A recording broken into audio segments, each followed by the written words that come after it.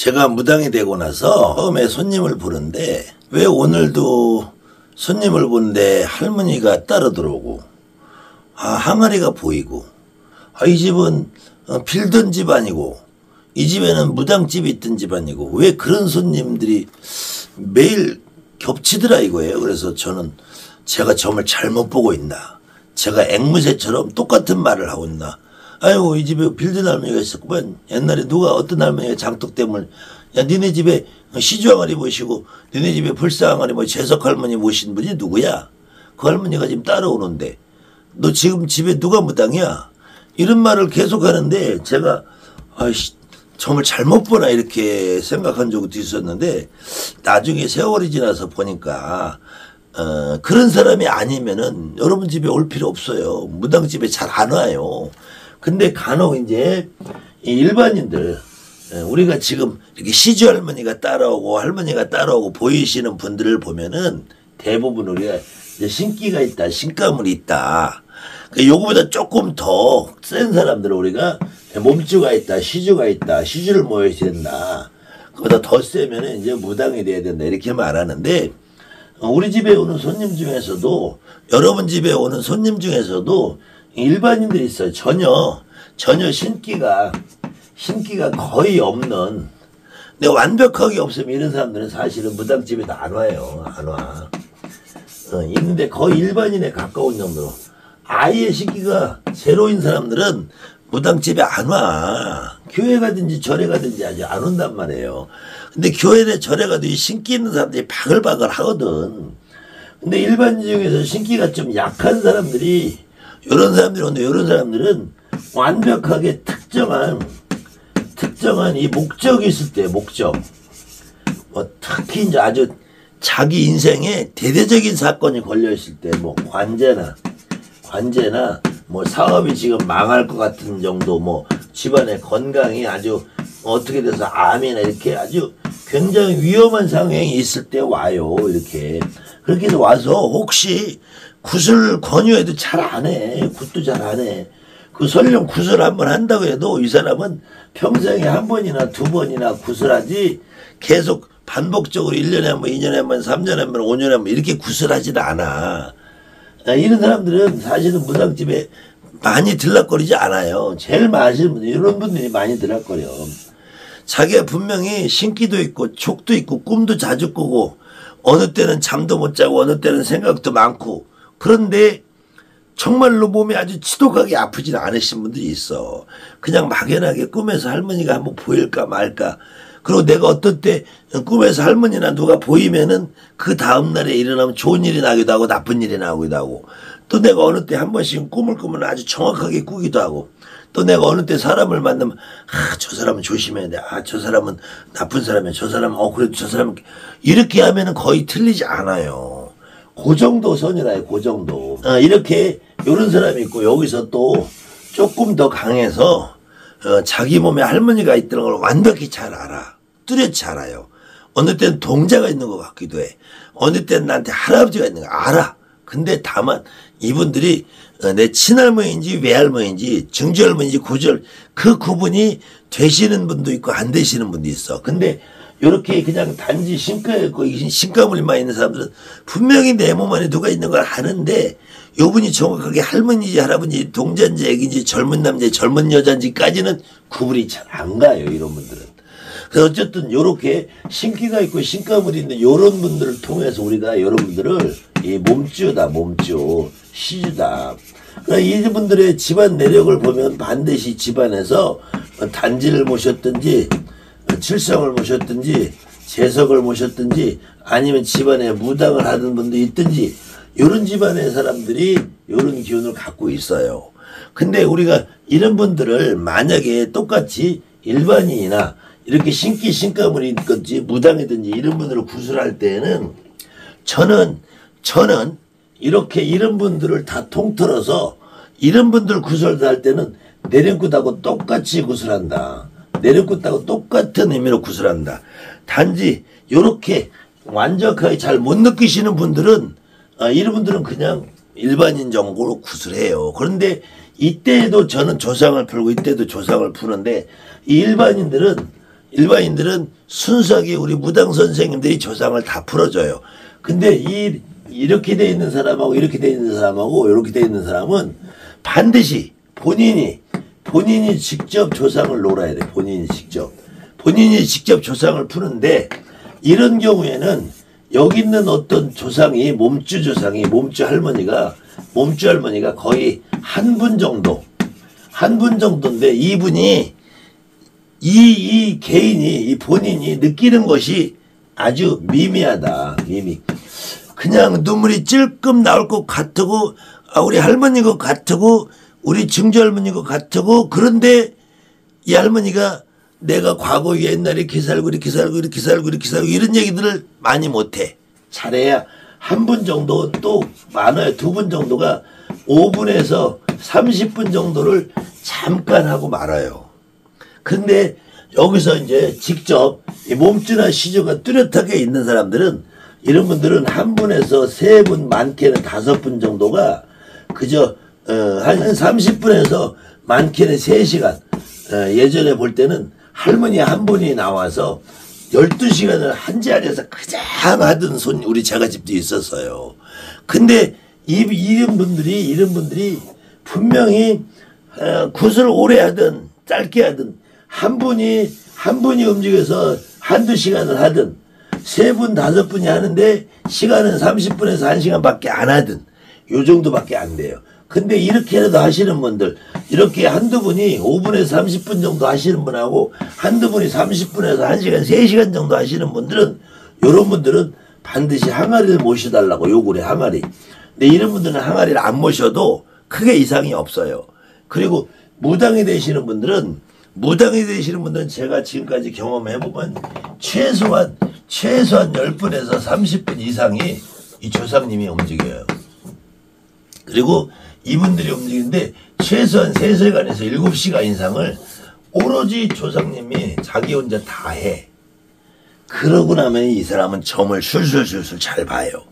근데 이렇게 몸주시주나 무당이 되는 사람하고 조금 경계선에 있으신 분들이 있어요. 이 경계선에 있으신 분들이 주로 이제 법사님이 되든지, 아니면 저 산과 들 같은데 이상하게 도사 흉내나 내든지, 아니면은 본인들이 이거를 업으로 삼아서 철학이나 명리나 타로나 손금을 보시고 있는데, 요 중에서 그래도 철학, 명리, 타로를 보면서도 자기가 스스로 생각하지 않은 말들이 많이 나오시는 분들, 이건 내가 이론에 없는 말인데, 이론에 없는 말을 자주 하고 계신 분들은, 이런 분들은 언젠가는 보면은 무당이 되더라고요. 근데 이 무당이 안 된 상태에서 철학이나 명리를 계속 보시는 분들은 이렇게 몸주만 있는 상태, 몸주만. 그리고 자기들이 이렇게 여러 조상이 움직인다는 느낌을 잘 못 받아요. 그래서 철학이나 명리, 타로 이렇게 6큐 주역 상담을 하시는 분들이, 손금까지, 이런 분들이 내가 언젠가는 내림꽃 받고 무당이 될 수도 있겠다 하시는 분들은 보면은 상담을 할 때 점을 더 많이 보고 있어. 점을 더 많이 봐. 그리고 절대로 이런 분들은 자기가 점을 볼 때 나는 완벽하게 명리로만 본다고 생각을 안 해요. 그리고 명리역, 타로 이렇게 이것만 전문으로 보는 사람들은 오로일이 요 몸주에 가까운 거지, 이 사람들은 무당이 아니야. 그리고 몸주나 대감 이렇게 모시는 분들도 직접적으로 내가 내 할머니는 내가 알고 내 할머니 싫어. 근데 남의 조상을 잘 못 싫어요. 근데 여기 이렇게 무당이 되시는 분들은 내 조상도 알지만 남의 조상도, 우리가 어디 밥을 먹으러 갔다 술을 먹으러 갔다 친구랑 잡담하다가도 그 집 조상들이 잘 느껴져. 이런 분들은 무당이 되는 거예요. 그래서 기본적으로는 내가 어느 정도인가 요걸 구분을 하시면 좋은데, 한 분이 질문을 하셨더라고요. 이렇게 일반인 굿이나 신가나 몸주굿이나 무당들 내림굿이나 하는 것에 대해서 비용의 차이가 나느냐, 이렇게 질문을 하셨는데, 당연히 비용의 차이가 나요. 특히 여러분들도 시중에서 다 알겠지만 내림굿을 무당이 되는 내림굿은 다른 곳보다 조금 더 비용을 많이 받아요. 그 이유는 제 기준으로, 제가 선생님들한테 배운 기준으로, 저는 처음에 선생님들한테 내림굿을 받고 그 다음에 제 주변에 있는 선생님들이 자기 신딸들 내림굿을 받은 다음에 그 다음에 신딸들이 내고 기도를 간다든지 어딜 간다든지 하면은 오히려 그 당시에는 선생님들이 다 밥도 사주고 차비도 내주고 기도비도 내주고 그랬어요. 그래서 신엄마가 되고 신아버지가 된다는 것은 지금 막 애기 무당들이 태어나면은 이 무당을 기르고 가르치고 케어하는 돌봄 비용이 들어간다면 돌봄 비용. 그 다음에 여기도 와보신 분들이 알겠지만 여기를 단 한 번이라도 와서 저희들이 구슬할 때 참석을 하면은 그분의 수고비를 반드시 줘요. 무당들은 와서 잠깐 상 차리는 것만 거들어줘도 잠깐 와서 재금만 한번 치고 가도 반드시 수고비를 줍니다. 그것도 실질적으로 밖에서 하루 8철부 하루 노가다 일당 뛰는 것보다는 훨씬 더 넉넉하게 그것은 인간이 와서 오늘 일하는 것이 아니라 내 몸에 있는 신령님이 같이 오신다고 해서 수고비가 우리 사회에서 말하는 뭐 근로기준법상의 1시간당 10,000원 정도 치는 거에 한 2배 이상 3배 이상의 수당을 줍니다. 수고비를. 그렇기 때문에 내림굿을 받으시는 분은 신엄마 신아버지가 그 애동제자 지금 막 내림굿을 한 무당을 계속 상담해 줘야 되지 돌봐줘야 되지 질문하면 답해 줘야 되지 굿이 있으면은 데리고 다녀야지 그리고 기도라도 다닌다면은 밥도 내가 사줘야지 최소한의 자기 기도비에 들어가는 작은 교통비 음식값 정도는 본인이 지불하더라도 내가 오며 가며 밥은 내가 사줘요. 여러분들 저하고 같이 기도 다녀보신 분들 알겠지만 제가 단 한 번도 신딸 신아들이 밥 사게 하지 않습니다. 저는 100% 제가 다 사주지 단 한 번도 신딸 신아들한테 커피 한 잔도 안 얻어먹어요. 제가 음료수도 간식도 제 돈으로 다 사 먹이지 제가 거기서 밥값 내라 커피값 내라 뭐 하는 경우가 단 한 번도 없습니다. 그래서 간혹 무당들이 내림굿을 받을 때 지금도 3천 5천 뭐 1억씩 받는 사람들이 있는데 근데 오히려 그렇게 많이 받으시는 분들은 그 제자들을 관리를 안 해요. 키워주질 않아요. 돈 떨어지면 버리게 돼 있어요. 그래서 어떤 선생님이든지 내림굿을 할 때 목돈을 조금 더 받으면은 그럴 각오를 해야 된다. 다만 이렇게 신기가 있고 신감을 많이 있으신 분이나 몸주나 시주 대감을 받으시는 분들은 그렇게 후속으로 뒤에 가서 물론 이제 상담은 자주 할 거예요. 상담을 하고 자기가 어떤 일 있고 이렇게 어떻게 하면 좋아 이렇게 상담을 하지만 데리고 다니면서 기도시키고 굿석에 참석하고 이런 것이 없기 때문에 그 후속으로 들어가는 비용이 많이 없어요. 그래서 이 신기나 신감으로 있으신 분들 몸주나 시주를 받으시는 분들은 이 내림굿을 받으시는 분들의 비용의 한 3분의 1 정도 아주 그렇게 많이 들어가지 않습니다. 그리고 내림굿을 받으시는 분은 추가적으로 신당이라는 걸 꾸며야 되기 때문에 신당을 꾸미는 것도 처음에 무당이 되신 분들은 잘 몰라요. 그래서